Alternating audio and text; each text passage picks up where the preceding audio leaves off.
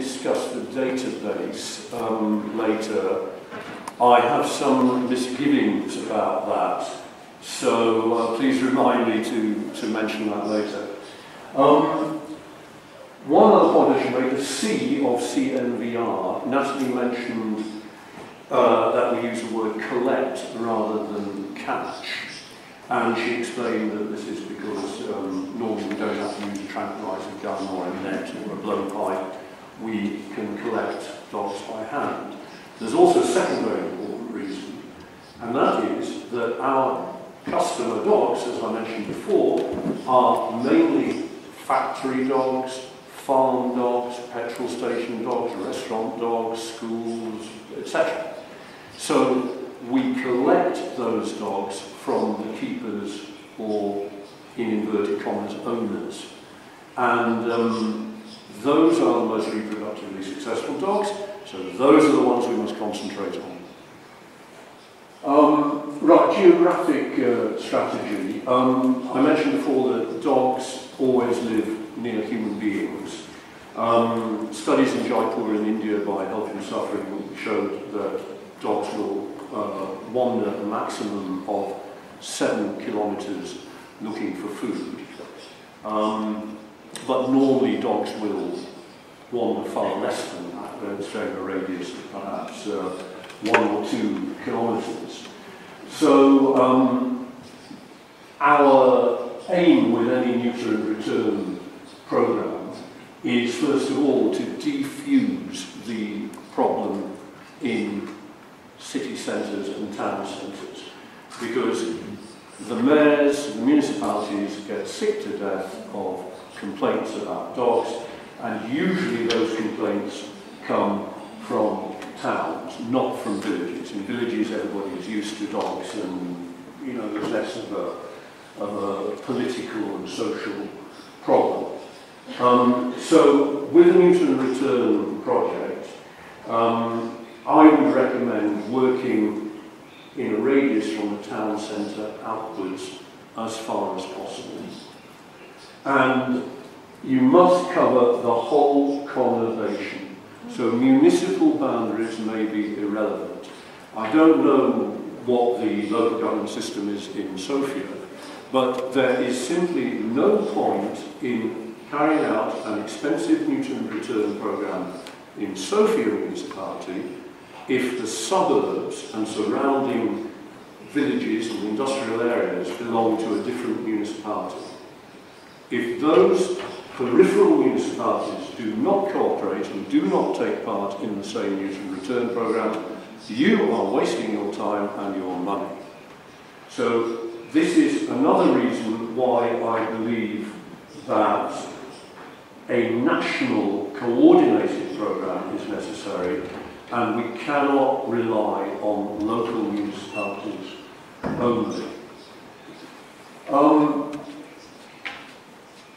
We've already mentioned that this has to be a public-private partnership, that NGOs, animal welfare organisations, have to be involved.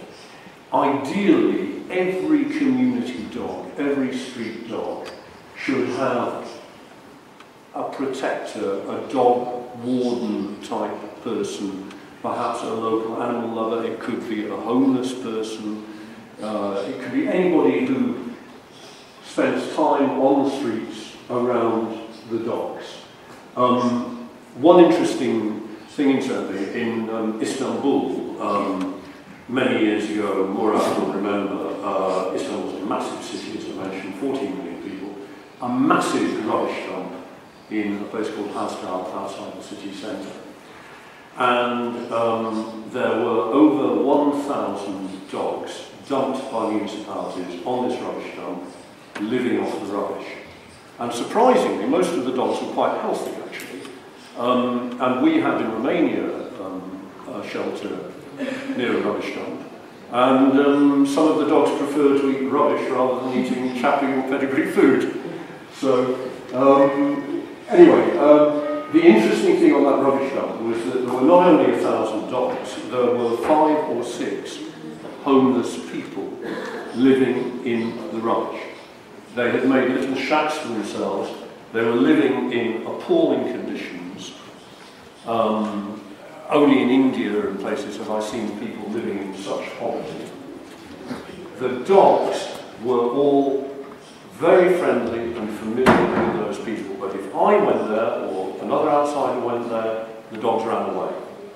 So that gave me the idea that we could actually combine a social welfare program for homeless people with a dog warden system. So municipalities could in fact give food, clothing, shelter to, not money because they might spend this on alcohol, but give shelter and help to homeless people in return for those homeless people acting as dog wardens, dog scouts. And they can help us collect the dogs without having to use a tranquilizer gun or a blowpipe.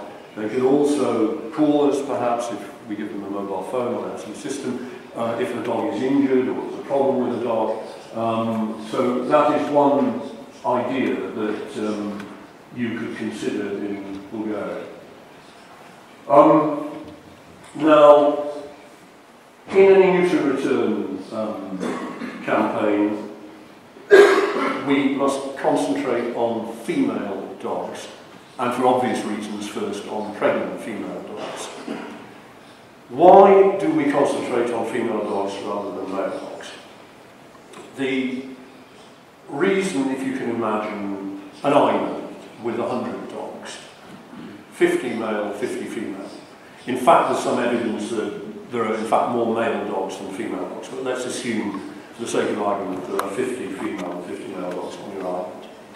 Now, if you neuter 49 of the male dogs, and one is left, that one male dog, a bit like some British politicians, will impregnate every female they can get their hands on. So you will then have 50 female dogs with approximately 8 puppies each every 6 months.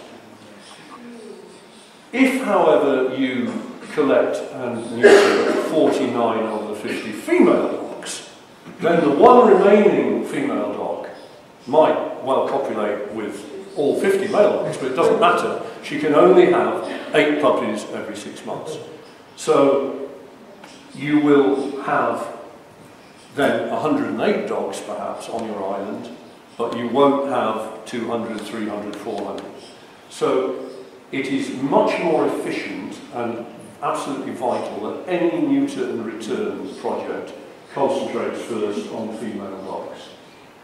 And if we can neuter and vaccinate 70% of the female dogs in any one conurbation, then the population will start to drop. And also, if we can vaccinate 70% of the dogs against rabies, that produces a barrier against the spread of rabies. So that's another reason for trying to collect and vaccinate and neuter 70% of the dogs as soon as possible. As we've already mentioned, we must concentrate on owned or kept or protected dogs. A very shy dog on a rubbish dump is not our main problem. Our main problem is dogs with irresponsible keepers. Let's not even call them owners, let's call them keepers.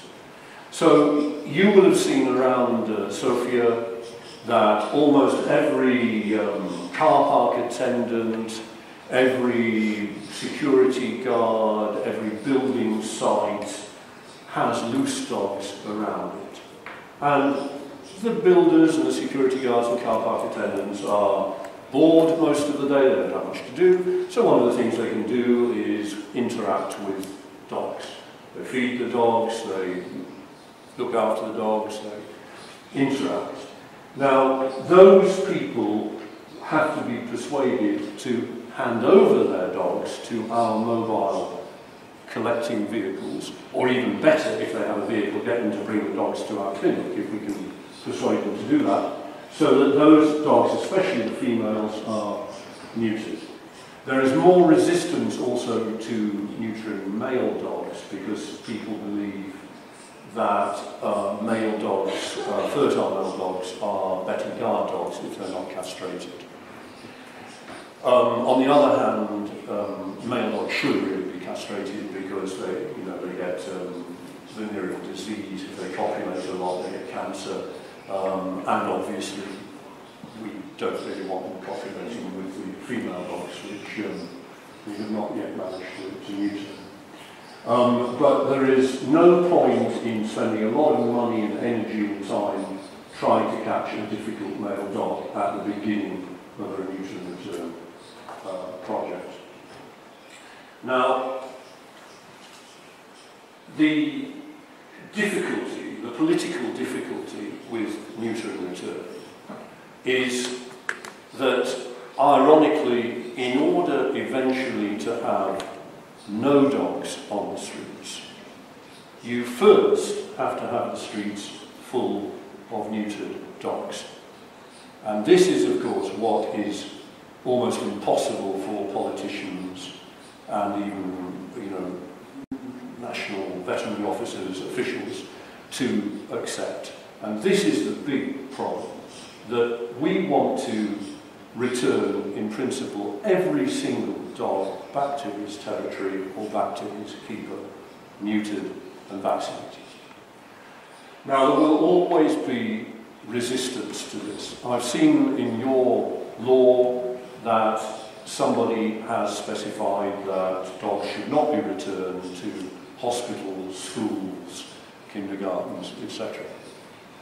Now, really that is wrong, because the dogs will go there anyway.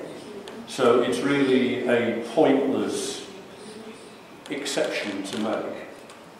What is important is that the dogs returned to the schools and the kindergartens and the hospitals, etc., are not problem dogs, are not aggressive, are not causing difficulties. We have to remove, unfortunately, I don't like saying this because, in absolute terms, every single dog should be returned to the streets, but we have to live in the real world. The mayor has voters to think about. Every mayor, especially in a capital city like Sofia, has to give the best image for his city, and we cannot expect the mayor of Sofia or the mayor of any city in Bulgaria to accept packs of neutered and vaccinated dogs running around his city centre. So there will always be dogs that we have to remove, and that is why we have pioneered the idea of an open shelter outside city centres, because traditional shelters become prison camps. If they are managed by municipalities, the danger is that through lack of money and lack of care and lack of motivation, they will become Auschwitzes for dogs. If they are managed by private people, the danger is that those people will become overwhelmed. They might love animals, they might care for the dogs, but they will be overwhelmed by the number of dogs. They won't have enough money, won't have enough food, the shelters will become overcrowded, and the people looking after them get into a downward spiral of misery where they hate every other human being. They believe they are the one single lover of animals in the whole world. The rest of humanity is evil, and these private shelters often descend into Auschwitzes as well. So, we do not want shelters. Shelter equals prison camp equals Auschwitz. And this is the message. I know that this does not agree with your animal welfare law, and Natalie has said quite rightly that your law is very good, but this is a very big weakness. Shelters are a mistake.